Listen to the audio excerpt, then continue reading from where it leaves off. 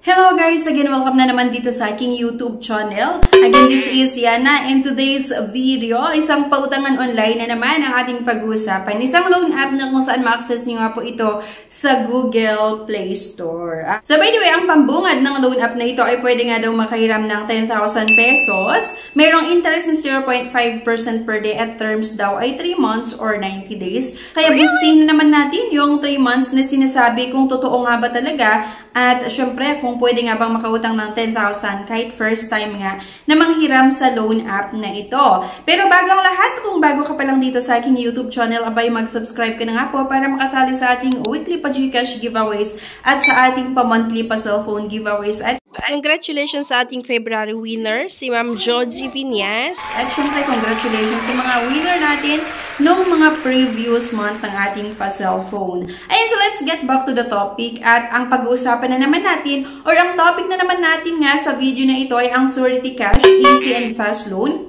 Under nga ito ng Surety Cash Lending Investor. At meron na naman itong gustong i-access sa ating cellphone, kaya option nyo pa rin kung gusto nyo umutang. Pero sana nga mapanood nyo yung buong video na ito para di ba magkaroon kayo ng idea. Malaman nyo kung itutuloy nyo pa ba na i-download nga yung loan app na ito at utangan or hindi. At number 1 na gusto nilang i-access sa ating cellphone ay yung SMS and call log.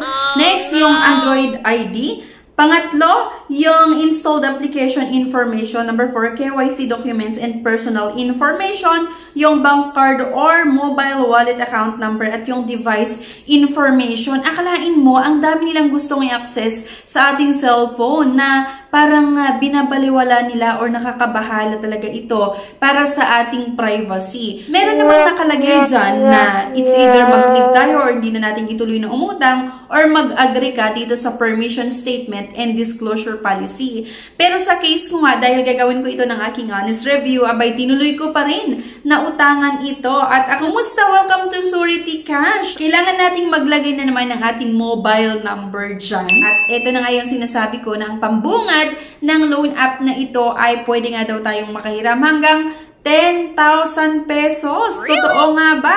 Okay, so security compliance, disbursement in second, lower interest rate. Gustuhin nga natin kung totoo ba na mas mababa nga ang interest nito sa ibang loan app or hindi. Okay, so click lang natin yung borrow now at same with other loan app na kung saan kailangan natin syempre sagutan yung mga personal information na hinihingi nga po nila like yung marital status, kung may anak ka ba or wala, education, yung type of residence, yung industry, occupation, ano nga ba yung trabaho natin, monthly income, yung payroll period at payday. Your information will remain confidential and only be used for loan application and credit assessment. At sa part nga na ito, kailangan nating maglagay ng personal references. And then next, agad-agad ay yung identity information na kung saan mag-upload nga daw tayo ng isang valid ID at meron pa nga itong face verification. Ang ID nga na tinatanggap nila para makautang kayo or makautang ako or makautang tayo, di ba?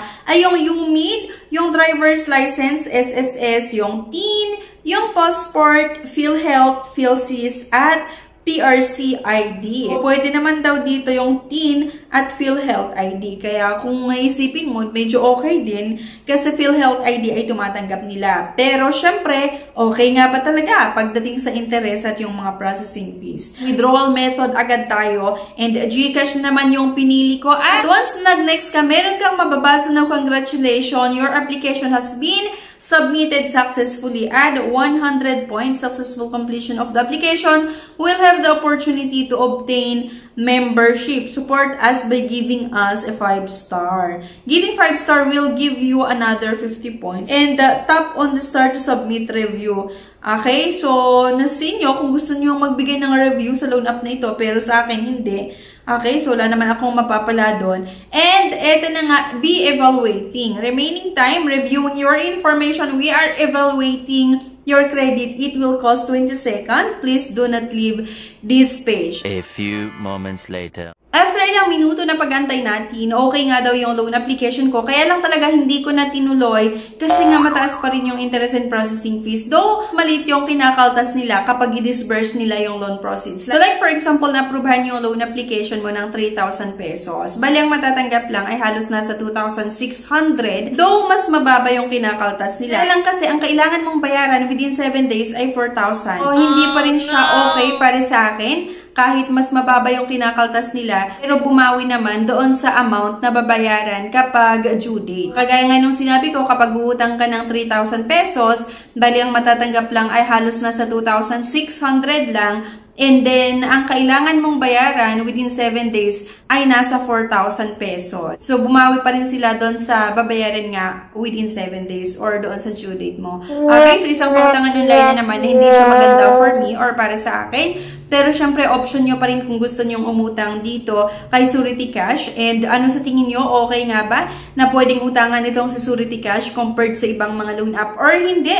So, kung may mga idea kayo dito mga beses or meron kayong na-experience kay Surety Cash, maaring sa pag-apply nyo or sa app nila mismo, meron kayong na-encounter or maging sa collector nila or sa customer service nga nitong si Surety Cash, ay sana po i-comment nyo para mabasa din ng mga iba na makakapanood ng video na ito at magkaroon din po sila ng idea. So, yun lang. Anyway, thank you for watching. Please don't forget to click the subscribe button. Sana like nyo din yung ating video at huwag nyong kalimutan na i-share. Thank you guys at see you on my next video. Bye-bye! Subscribe na para makasali sa pa-GCash at cellphone giveaways na mai-announce every 25th of the month. Mechanics. 1. Find the 3 words in this video. 2. I-comment ang 3 words in order. 3. Like this video, subscribe, comment, and share. If declined sa bank and other loan apps, pwede niyong subukan yung ibang options. See the links sa description at sa comment section below. Click the link and apply. Disclaimer: try or apply at your own risk.